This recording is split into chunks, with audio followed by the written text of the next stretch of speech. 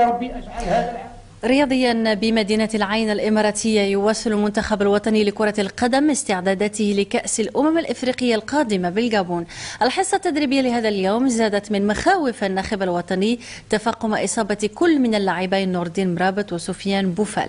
المزيد من التفاصيل في مراسلة خالد أزدون وإبراهيم الغوتي من مدينة العين الإماراتية. ملعب نادي العين الإماراتي كان شاهدا على واحدة من خرجات الناخب الوطني هيرفي رينار. تساؤلات عديدة حول الاختيارات، وأولها ما هو منظوره للأمور في ظل المتغيرات الحالية. بالنسبة لي لا يوجد مشكل. بالنسبة للأشياء الأخرى فهي تقع في كرة القدم. أن نأسف لإيجاد حلول فهذا لا يفي بالغرض. الحياة هي كذلك. لا ندري، قد تفرج من زاوية أخرى بطريقة إيجابية.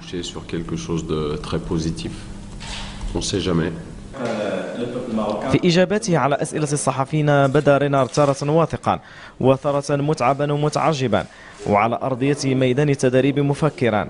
فهل هو ندم على إبعاد أسماء كانت مرشحة بقوة؟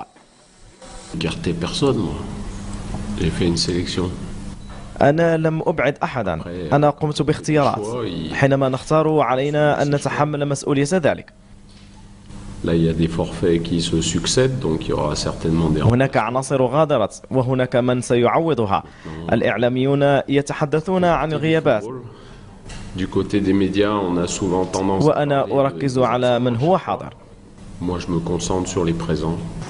هل تنتهي متاعب الطاقم الطبي بعدما تأكد غياب بالهندة وطنان؟ مرابط وبوفال يغيبان عن هذه الحصة بسبب الإصابة.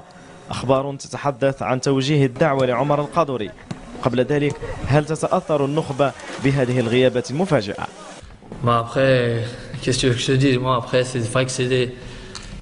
ماذا عسى أن أقول؟ هم لاعبون مهمون بالمنتخب.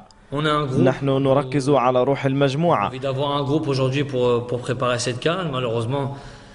رغم أسفنا على غيابهم، لكن علينا أن نثق في الآخرين. الثقة ربما هو أكثر ما يحتاجه المنتخب الآن. حينما تحضر لغة الأقدام يتم نسيان كل شيء، وبعدها توضع الاختيارات تحت المجهر. بدأ العد العكسي لكأس أفريقيا الجابون.